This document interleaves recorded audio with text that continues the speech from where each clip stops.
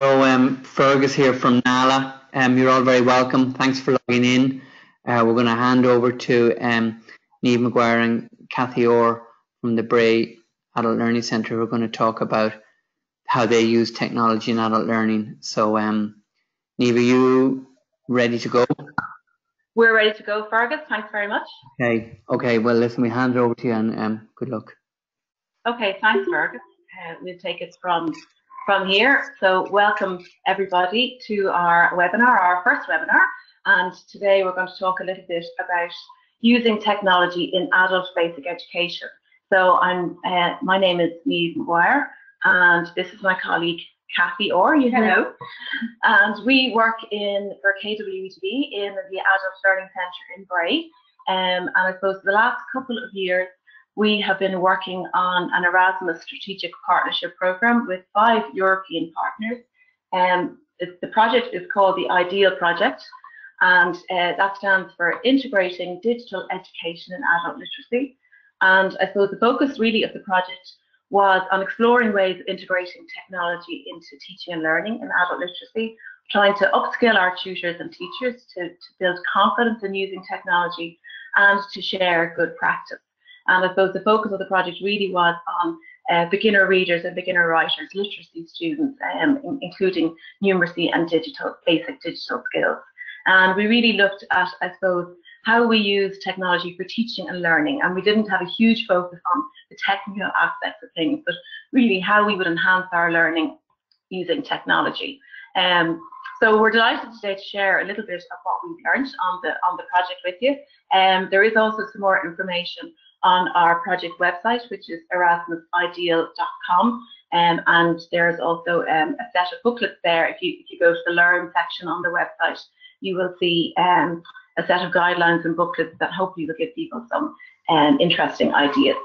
So today on the webinar, I'm going to start by telling you a little bit about our Quizlet and Bitsboard, some introductory apps and tools that we use to develop literacy skills, a little bit about how we use interactive whiteboards, and I'm going to hand over to Kathy then, who will tell you a little bit about, I suppose, in a case study way, how we've been using, I suppose, technology to support learners develop confidence using ATM, and how we use tools like Edpuzzle and iMovie. So, as Fergus said, we're delighted to hear about your experiences and maybe find out a little bit about what people are doing, or try and answer any questions that you might have during the webinar, or maybe a little bit more at the end of the webinar. We'll have hopefully a few minutes for questions and answers. So I'm going to start by telling you a little bit about how we use Quizlet and Bitsboard, which are tools and apps that can be used on any device, really. And I suppose our tutors in our centre have been using them specifically to develop basic reading, spelling, numeracy and IT activities. So you can see, I mean, anybody who works in adult literacy or adult learning will know that our students come with a very, very wide range of specific goals that they want to use. And I suppose Quizlet we have found as a very good introductory tool to kind of maybe develop, I suppose, from the paper-based learning.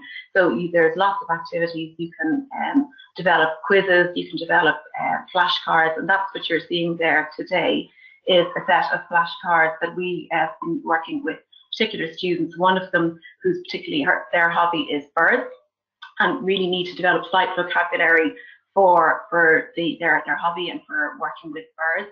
And another student who works in a care home in the area and needs to develop sight vocabulary for reading menus where she works.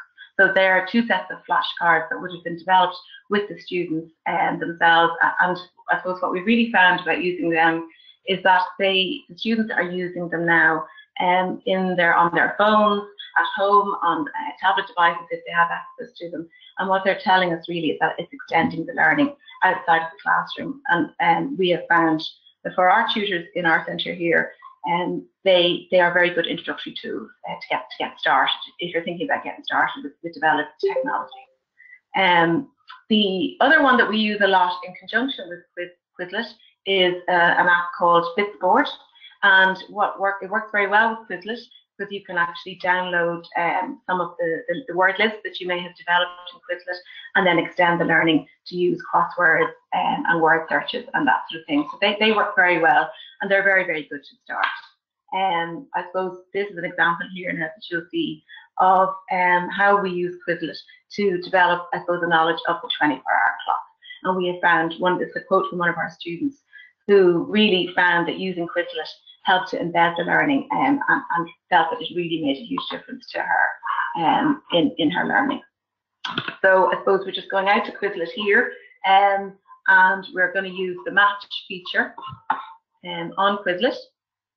And you'll be able to say we're going to start the game. And what we're really doing is we're matching, I suppose, the standard time to the 24-hour clock time. We can do it with or without a timer. We can do it in pairs, in groups, and we can do it on an interactive whiteboard. Or the students, as I said, can use it on their phones and go home and practice what they've done in class again, which is really great. Yeah. So it's an activity, I suppose, that we have been able to use again with different groups, and one that's very good for tutors who maybe aren't confident at using technology, and that they are very easy to use and very accessible. We've also been using the interactive whiteboard and clever touch boards here in our centre, and I suppose we have found that the students are really engaged with the new technology, and have really enjoyed, I suppose, getting up from the classroom and getting active and working together. We have found that it promotes collaborative learning and independent learning. And you can see here a video, a little just taste of our students working together on the whiteboard. And I suppose, you know, really in that example there, what you saw there was that the students are working together, they're solving problems, and they're really enjoying working together with changing the dynamic a bit in the classroom, as the teacher then takes a step back and allows the students to work things out themselves.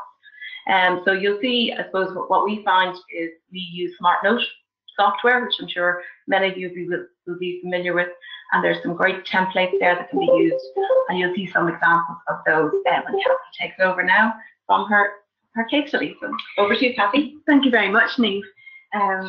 I'm delighted to be able to show you a couple of case studies to illustrate how we've been using technology to build skills here in the centre. We're trying to make the technology work for us, so make it tailor-made to solve problems that maybe the traditional pen and paper exercises, while they still have an important role, to see what the technology can add in terms of embedding the learning and also adding a lot of variety and maybe creativity to your repetition of your skills practice.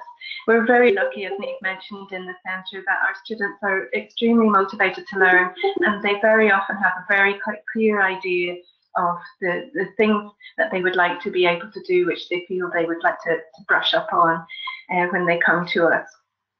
So one group of learners mentioned that they wanted to feel more confident using the touchscreen technology that's all around us nowadays. It seems impossible to avoid. Wherever you go, you're having to interact with a machine of some kind, whether it's an ATM or a ticket machine. It can cause a bit of panic in everyone, particularly if there's a queue forming behind you or it's an unfamiliar machine. And the students that my particular group of students had an anxiety that they weren't going to be able to read what was coming on the screen next, and that's what they wanted the very specific practice in. So we started kind of from the start with the vocabulary that you're going to need to know for the purposes of using an ATM, all of those banking words that you're going to be able to need to read with confidence and be familiar with. And we did very traditional exercises, word building and word attack skills exercises to become familiar with those. And as well as that, we added a layer of technology on top. So here we have used the SmartNotebook interactive software, which you can use on the Clever Touch board or any projector board. So the students, they're very easy to make. You can either start with a blank page and make it as you would with a Word document, or you can use one of the pre-made templates. So here is a kind of a blank page activity, and here is one of the templates. So it's blank, and you just fill in the text that you want. So it's quite good for sequencing. Here, a student would be coming up to the board and working out what sequence the ATM instructions are following. So we find that that layer of technology to be very handy, the SmartNotebook. But then how do you get real life experience at practicing using an ATM without going out and using it in real life? So here that we find the Ideal project introduced us to a range of tools, and one of them that just seemed to fit the purpose and match with the need was Scratch. It's used worldwide in schools, colleges, universities. It's a free coding language, and we came upon the idea of using it to create touch screen simulators to give this real life practice so that people could feel confident when they came up to an ATM that they were going to see the exact screen and they were going to be very familiar with the words. So we're just going out to the Scratch website now. So this is public. Our username is BalkBray, but you can feel free to use. We've just made 2 simulators at the moment, but they're there on the website and they can be used on any device. When you use them on a touchscreen board, where the students were coming up and interacting with the board and using it with their fingers, I think it provides a very realistic experience of using an ATM. You can add in instructions, and it would take far too long to just go through the creation of how we made the machine. But I went down to my local branch, and while I was making withdrawal, I got permission to take photographs of each screen, and from that you can see inside. You can build a code, and you can make the machine from that. So you press the green flag to start, and then you follow the instructions. In this case, you'd like to take out €20 from your current account. Your PIN number has been given to you here. So in a second, we'll have the opportunity to put in the PIN, which is 6473. Enter. I'm going to use my current account to make a withdrawal, €20, and yes, please, I would like a receipt. You can see how that gives people the opportunity to practice in a very realistic way and very enjoyable, and several groups have now used it and really enjoyed it. Now on to the second case study. Again, we're talking about modern day technology and how do you get this realistic practice of using modern day technology. We were following a listening and speaking QQI level 2 module, part of which is listening for information, following instructions, and during our group discussions it became apparent that everyone feels a little bit anxious when you make a phone call and it's not a person on the other end, it's a machine, it's an automated recording, and a lot of people felt that they would love to practice that in some kind of way. So again, another tool introduced to us by the Ideal project was a website called Edpuzzle. I really like Edpuzzle. Again, it can be used on any platform, on any device. You can set up a class, you can set them an assignment, some of it will be marked automatically, and there's great variety. But the essential job that Edpuzzle does is that you can upload any video to the website to create a learning activity, whether it's a video that you've made yourself, a video that you found on YouTube that you think would make a good listening comprehension, or a video from TED Talk, anything that you want to present to students, and that you want to make interactive in some kind of way. So you can add a voiceover to the videos, you can crop them, and my favourite feature is that you can insert questions to a video to allow a student to use it as a learning tool. So here I've used it for 2 different listening exercises. Here's the first one, which is the automated message that comes up when you want to top up your mobile phone. So here's the video that we uploaded. Just waiting for it to load here.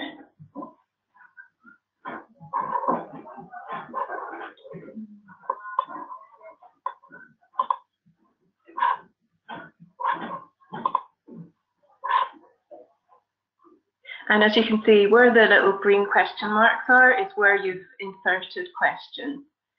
I don't want to knock it out of its way of going, but hopefully maybe I might be able to move it on a wee bit. €4.67. Your prepay account was last topped up on December 5th, 2016 at 11:21 p.m. To top up your 3 account using a top-up code, press 1. If you wish to top up using a credit card or debit card, it's 2. To top up another 3 prepay mobiles using a top-up code, it's 3. Or to use the Lend Me service, press 4. So you see at your allocated time, your question pops up and you can't move on until you've answered the question. So I don't know if anybody was listening carefully, but to top up your account using a top-up code, I wonder what number you would press.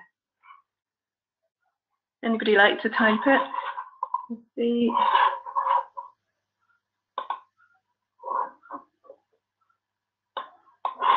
Oh, loads of questions. We'll come back to them later. Yeah.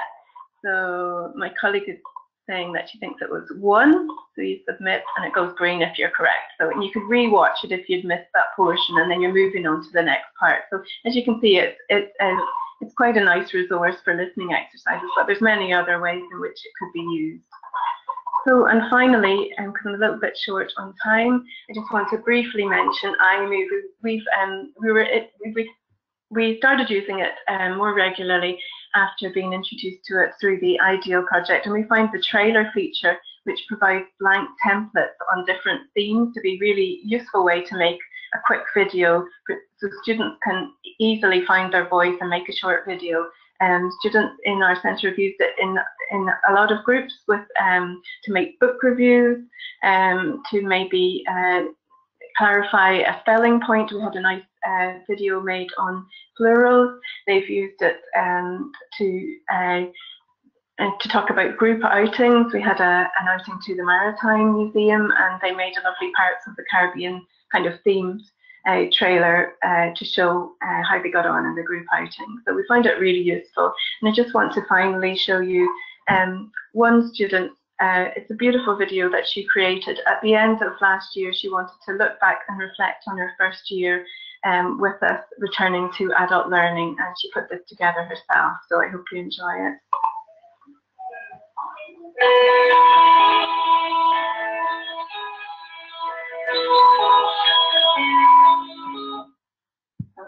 Oh.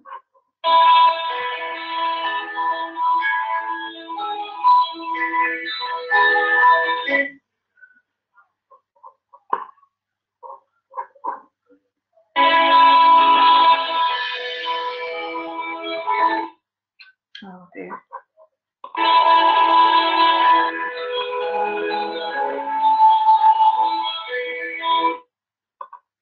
We might leave that.